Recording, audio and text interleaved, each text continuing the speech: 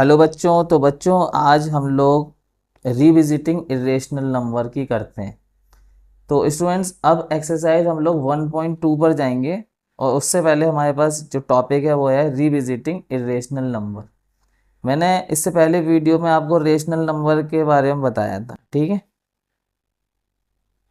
Rational number, तो बच्चों rational number वो नंबर हो सकते हैं जिनको हम पी अपॉन क्यू की फॉर्म में लिख सकते हैं, जहाँ पर जो है हमारा q जो है वो नॉट इक्वल टू 0 होगा और p एंड q जो है हमारे वो इंटीजर्स होंगे, ठीक है। क्या होंगे? इंटीजर्स। अब बच्चों हम बात करते हैं इरेशनल नंबर की। इरेशनल नंबर, बच्चों हमारे इरेशनल नंबर क्या होते हैं? क्या हम कह सकते हैं इरेशनल नंबर्स, है ना। तो ऐसे नंबर जो p अपॉन क्यू की फॉर्म में नहीं लिखे जा सकते हैं तो उनको हम क्या कहते हैं? इरेशनल नंबर कहते हैं। तो हम इसको इस तरह से डिफाइन कर सकते हैं, numbers numbers which can not be written in the form of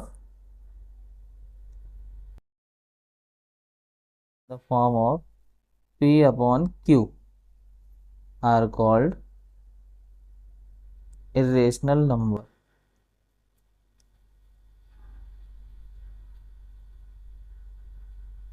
या इरेशनल नंबर्स, ठीक है। अब एग्जाम्पल के तौर पर हम यहाँ पर क्या ले सकते हैं, जैसे कि हमारा √2 हो गया, √3 हो गया, तो ये नंबर, इसी तरीके से √5 हो गया। तो इस तरह के नंबर जो है इरेशनल नंबर होते हैं और इनको जो है हम p अपॉन क्यू की फॉर्म में नहीं लिख सकते। अगर हम इनको सॉल्व भी करेंगे, ठीक है, तो ये डेसिमल में अगर चेंज होते हैं, ठीक है, तो अगर हम डेसिमल में कुछ इस तरह का नंबर लिखें, जैसे कि हमने लिखा 1.011101110 फिर 11111 डॉट डॉट डॉट, इस तरह से ये नंबर आगे बढ़ता चला जा रहा है। और यहाँ पर देखिए रिपीटिंग भी नहीं हो रही है, ठीक है, डिजिट की रिपीटिंग भी नहीं हो रही है। तो और वो कोई पैटर्न नहीं बन रहा है, नंबर अलग अलग तरह से आ रहे हैं डेसिमल के बाद। तो इस तरह के नंबर को, और चलता चला जा रहा है इन्फिनाइट तक, ऐसे चलता चला जाएगा, तो इस तरह के नंबर को हम इरेशनल नंबर कहते हैं, ठीक है। अब यहाँ पर एक चीज़ ये आती है भाई, एक चीज़ होती है टर्मिनेट। क्या होता है? टर्मिनेट, ठीक है। एक चीज़ होती है non terminate, non terminate but repeating.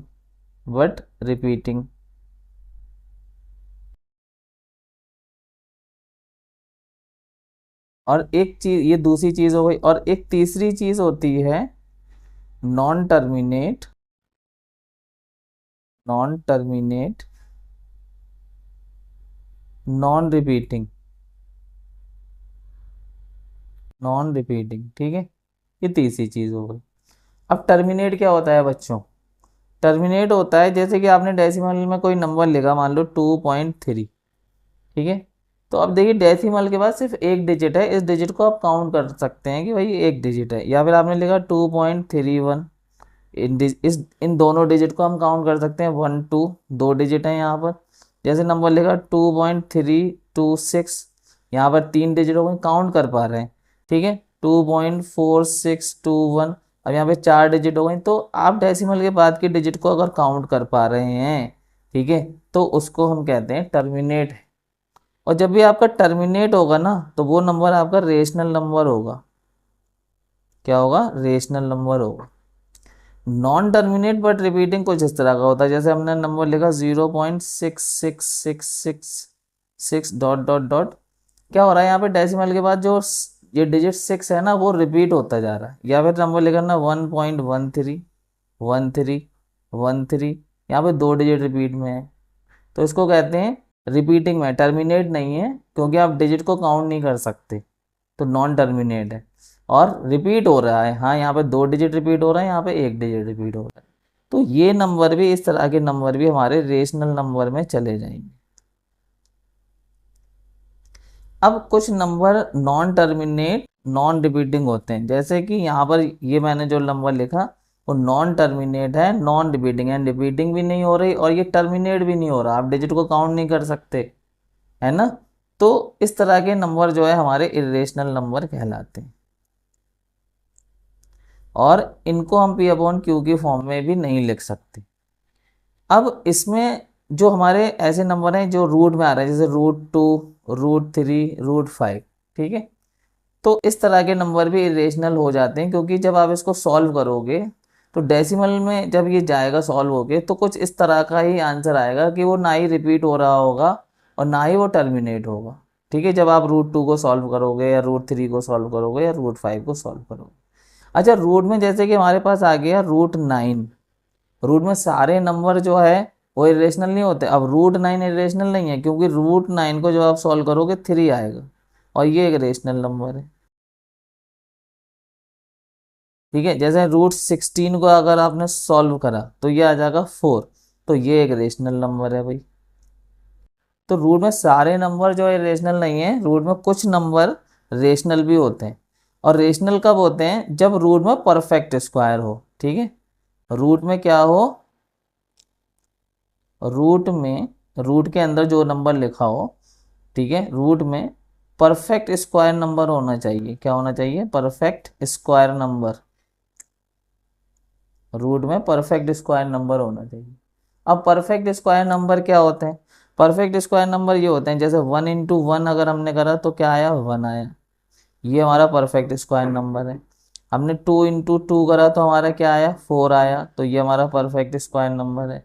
हमने 3 × 3 करा तो हमारा क्या आया? 9 आया, ये हमारा परफेक्ट स्क्वायर नंबर है। हमने 4 × 4 करा तो ये हमारा 16 आया, ये हमारा परफेक्ट स्क्वायर नंबर है। हमने 5 × 5 करा तो ये हमारा क्या आया? 25, ये हमारा परफेक्ट स्क्वायर नंबर है। तो इसी तरीके से हम परफेक्ट स्क्वायर नंबर और भी लिख सकते हैं। तो हमारे परफेक्ट स्क्वायर नंबर हो गए 1, 4, 9, 16, 25 एंड सो ऑन। अब इनके बीच के जो नंबर जो बाकी बचे, इनके बीच में जो नंबर आ रहे हैं, जो बाकी रह गए यहाँ पर, वो हमारे परफेक्ट स्क्वायर नंबर नहीं है। और जो हमारे परफेक्ट स्क्वायर नंबर नहीं है, अगर वो रूट में आ गए तो फिर वो इरेशनल नंबर हो जाएंगे, ठीक है। रूट में आने के बाद इरेशनल होंगे, अगर रूट में नहीं है तो फिर वो इरेशनल नंबर नहीं है, ठीक है। जैसे कि अगर हम रूट में √7 लिख दें तो 7 हमारा, देखिए यहाँ पर ये थोड़ा सा कट गया, यहाँ से लेते हैं इसको। जैसे कि हमारा ये √7 है, ठीक है। तो √7 जो है ना, 7 को देखो तो 7 हमारा क्या है? नॉन परफेक्ट स्क्वायर नंबर है, non perfect square number, square number. तो अब ये रूट में आ गया, तो रूट में आ गया तो ये हमारा क्या बन जाएगा? इरेशनल नंबर बन जाएगा, ठीक है। तो यहाँ पर इस वीडियो को बनाने का मकसद मेरा ये था कि इरेशनल नंबर क्या होते हैं, ठीक है। अब ये जो चैप्टर का नाम है हमारा वो क्या है? रियल नंबर, ठीक है। मैंने कहा था मैं जब सेकंड एक्सरसाइज पे जाऊंगा तो रियल नंबर की बात करूंगा। तो रियल नंबर में क्या आता है कि सारे के सारे आपके रेशनल नंबर जितने भी हैं वो सारे रेशनल नंबर आ जाते हैं रियल नंबर में। और साथ में इसमें हम रेशनल नंबर का, मान लो कोई बैग है हमारा, ठीक है, ये तो हमारा रेशनल नंबर का बैग है, और इसके साथ हम इरेशनल नंबर इसमें और डाल दें, सारे सारे रेशनल नंबर का बैग ये है, इसमें रेशनल नंबर भरे हुए हैं, इसमें रेशनल नंबर भरे हुए हैं मान लो, और इसमें इरेशनल नंबर भरे।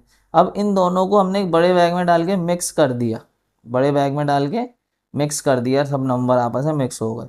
तो ये जो बड़ा बैग बन जाएगा वो रियल नंबर होगा, ठीक है। क्या होगा? ये रियल नंबर का बैग बन जाएगा, इसमें सारे रियल नंबर आ गए। यानी मतलब सारे रेशनल नंबर और सारे इरेशनल नंबर मिल के हमारे क्या बन जाते हैं? रियल नंबर बन जाते हैं, ठीक है। तो इस वीडियो को करने का मेरा मकसद यही था कि मैं आपको इरेशनल नंबर समझा सकूं, और इसके बाद हम लोग सीधे चलते हैं अपनी नेक्स्ट एक्सरसाइज पर, जो है दूसरे। इसके बाद मैं एक और वीडियो यहाँ पर करूँगा, जो हमारी एक्सरसाइज है 1.5। ये हमारी एक्सरसाइज है 1.5। अब यहाँ पर 3 क्वेश्चन है हमारे पास। ये बड़ा इंपॉर्टेंट क्वेश्चन है, √5 को हमें प्रूव करना है कि ये एक इरेशनल नंबर है। और उसके बाद हमें यहाँ पर जितने भी सवाल हैं वो इरेशनल नंबर को प्रूव करने वाले सवाल हैं।